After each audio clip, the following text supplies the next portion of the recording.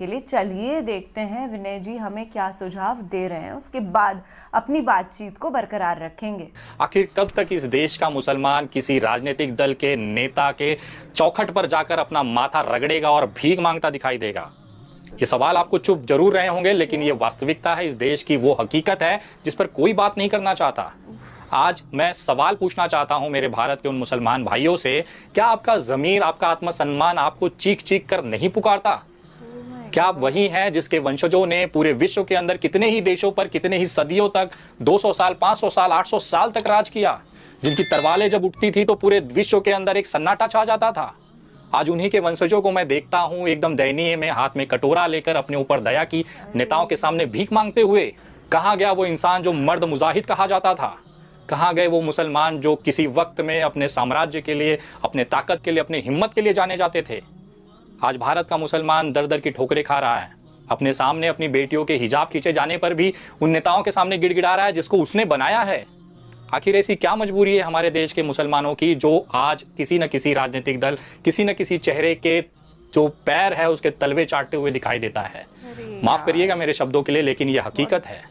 मैं उन तमाम भारतीय मुसलमानों से पूछना चाहता हूं कि वो नेता जिनका आप दरी बिछाते हैं, जिनके लिए कुर्सियां लगाते हैं, जिसको आपने अपना माई बाप, अपना वालिद, अपना रहनुमा बना के रखा है, ये उस समय कहाँ चले जाते हैं जब आपके घरों पर बुलडोजर चला दिया जाता है?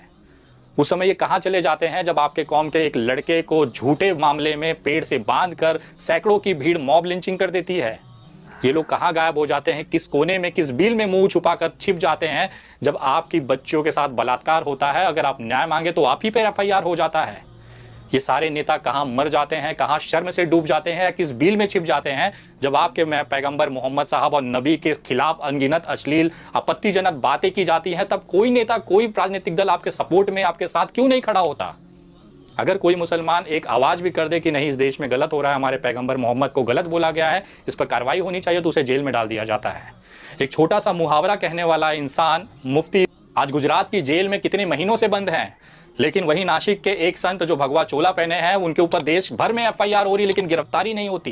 कि पता है क्यों है? क्योंकि आप कमज़ोर हैं, आपके अंदर वो जज्बा, वो लड़ाकूपन खत्म हो चुका है। आप निर्भर हैं किसी नेता के दया पर। अगर उस नेता को आप पर, आपकी तकलीफों पर दया आई और अपने दया की जो भीख है आपकी झोली में फेंक दी, तो आप नसीब वाले, वरना मांगते रह जाइए, सड़कों पर आंदोलन करते रह जाइए, पुलिस स्टेशन का घेराव करते रह जाइए, कोई सुनवाई नहीं है। मैं पूछना चाहता हूं कि आखिर ये तकलीफें, ये जो हालात हैं, ऐसे क्यों हैं हमारे देश में? आपको भी संविधान ने उतना ही अधिकार दिया, आपको भी समान नागरिक का अधिकार है, आप भी उतने ही हिंदुस्तानी हैं जितना मैं हूं, लेकिन उसके बाद भी आपकी ऐसी क्या मजबूरी है कि किसी नेता के जूते साफ करने पड़ रहे हैं आपको?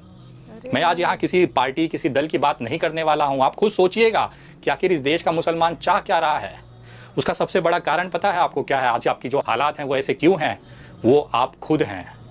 मैं पिछले कितने ही सालों से मेरे देश के मुसलमानों के लिए आवाज़ उठाते रह रहा हूँ। मेरा कोई इसमें कोई एजेंडा नहीं है, ना मेरा कोई स्वार्थ है। मैं सिर्फ अपने भारत के उस नागरिकों को वो विश्वास दिलाना चाहता हूं कि आप अकेले नहीं हैं। मैं हमेशा से आपका हाथ पकड़कर खड़ा रहा, डटकर मुकाबला किया, जेल गया, एफआईआर हुई, बहुत सारे बार हमले हुए, गोलियां चली, उसके बावजूद भी मेरा विश्वास नहीं डगमगाया, लेकिन आपका विश्वास छोटा सा एक नेता डगमगा के चला जाता है। आखिर क्यों? आप खुद वो सक्षम लोग हैं जो आपस में अपना रहनुमा बना सकते हैं, लेकिन जैसे ही आपके बीच में से कोई नेता बनकर आपकी आवाज़ उठाने लगेगा, आप सब मिलकर उसका पैर खींच लेंगे। आपको पता है आज देश के अंदर जो विपक्ष है वो आपके साथ क्यों नहीं खड़ा होता? क्योंकि उसे पता है कि ये कहाँ जाएगा। ये हमारे अलावा इसका कोई माई बाप नहीं है। अगर हम भी हाथ नहीं देंगे तो इसका कोई आगा पीछा नहीं है। आज ये कॉन्फिडेंस विपक्षी दलों को क्यों है? सिर्फ आपकी वजह से, क्योंकि आप लोगों ने उनके अंदर ये विश्वास दिलाया है कि तुम ही माँ हो, तुम ही बाप हो, तुम्हारी हमारे खुदा हो, तुम ही हमारे भगवान हो, जो हो, तुम अगर हमारी सुरक्षा करोगे तो हम तुम्हारे संरक्षण में जिंदा रहेंगे, वरना हमारा कोई नहीं है। क्या कभी विपक्षी दलों से आपने कॉलर पकड़कर पूछने की हिम्मत की है कि मेरे घर पे बुलडोजर चल रहा है, तू क्या कर रहा है? कभी आपने किसी भी नेता विपक्षी दलों को जिसको आप वोट देते हैं उसका कॉलर पकड़कर पूछा है कि मेरी बेटी का हिजाब खींचा जा रहा है, बता तू क्या कर रहा है? जब सवाल पूछना आता है तो आपके जीभ पर, आपके मुंह पर ताले लग जाते हैं। पता है क्यों है ये सब? ये हालात क्यों पैदा हो रहे हैं? क्योंकि कोई भी मुसलमान किसी दूसरे मुसलमान को ताकतवर या फिर आगे बढ़ते देखना ही नहीं चाहता है। शायद यही कारण है कि 70 साल बाद भी आज आपका एक रहनुमा नहीं है। गिन चुनकर ओवैसी और बाकी ऐसे लोग उठते हैं, लेकिन उसको भी भाजपा की बी टीम बता दिया जाता है। अगर मैं देश के 14% मुसलमानों से, यानी कि 25 करोड़ आबादी से अगर पूछूं कि ओवैसी और एमआईएम को भाजपा की बी टीम का तबका किसने दिया है, तो शायद ही कोई मुसलमान बता पाएगा। गूगल कर लीजिएगा। भारतीय जनता पार्टी की बी टीम एमआईएम और ओवैसी है, ये स्टेटमेंट देने वाले विपक्षी दल है जिस इंडिया अलायंस है, जिसका आप आज पैर पकड़कर उसकी दया की भीख पर जिंदा हैं। ये प्रोपोगेंडा चलाया ही इसीलिए जाता है कि मुसलमान एकजुट न रह पाए। आपके कौम के अंदर वो ताकत है, पूरा देश की इकोनॉमी वो चलाते हैं, मेहनत करते हैं, मजदूरी करते हैं, जिस क्षेत्र में है वहाँ पर अपना पूरा जी जान लगा देते हैं, लेकिन हार जाते हैं केवल एक जगह, राजनीति में। जी, राजनीति वो जगह है जहाँ पर आपकी तकदीर लिखी जाती है, लेकिन उसके बावजूद भी आप अपना रहनुमा नहीं बना पा रहे हैं। आपको किसी अखिलेश यादव, किसी ममता बनर्जी, किसी राहुल गांधी की जरूरत पड़ती है, और वो उस समय गायब हो जाते हैं जब आपके घरों पर बुलडोजर चलती हैं, आपके बिटिया का हिजाब खींचा जाता है। क्या फायदा ऐसे नेता का जो आपके मुसीबत में ही ना दिखाई दे। अपने बीच से नेता पैदा करिए, रहनुमा पैदा करिए, और वादा है मेरा, अगर आपने ये बदलाव अपने अंदर लाया, अपने अंदर ये एकजुटता लाई ना, इस देश के अंदर कभी भी मुसलमानों को लेकर कोई अपशब्द नहीं कह पाएगा। इतनी औकात की, इतनी हिम्मत किसी के अंदर नहीं है, चाहे वो नेता हो, चाहे वो संत हो, चाहे सोशल मीडिया पर बैठने वाले ये 2 रुपए के भड़वे टट्टे हों। किसी की इतनी औकात नहीं होगी कि आपके नबी, आपके मोहम्मद के खिलाफ एक शब्द भी बोल पाए, लेकिन वो इसी के लिए बोल पाते हैं क्योंकि आप अपने अंदर से कमजोर हैं, टूटे हुए हैं, बिखरे हुए हैं। एक दूसरे का हाथ पकड़िए, मजबूती से, लीगल तरीके से, संविधान के दायरे में रहकर अपने आप को मजबूत करिए। अगर कोई मुसलमान आगे जा रहा है तो उसको ताकत दीजिए, उसके हाथ को मजबूत करिए, ना कि उसके पैर को खींचिए।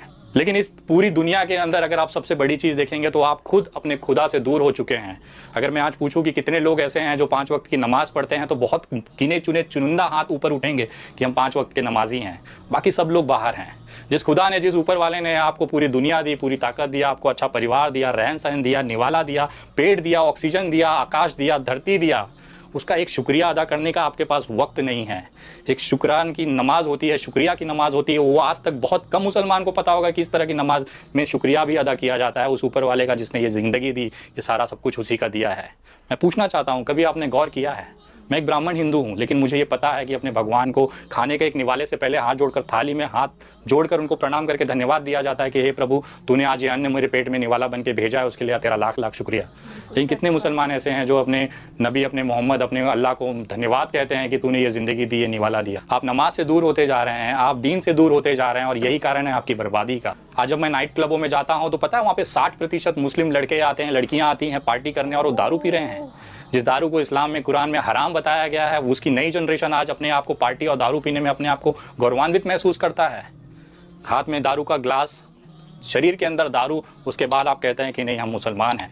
जिसका ईमान ही नहीं बचा, जिसको कुरान पर विश्वास नहीं, जिसको अपने अल्लाह के बताए हुए रास्ते पर विश्वास नहीं, वो किस तरह का मुसलमान है भाई। आपके सामने एक भूखा मर रहा होता है, कोई तकलीफ नहीं, आगे बढ़ जाते हैं। आपका पड़ोसी भूखा रह जाता है, कोई तकलीफ नहीं, आगे बढ़ जाते हैं। आपका भाई, अपना सगा भाई तकलीफ में है, उसके साथ नहीं खड़े होते।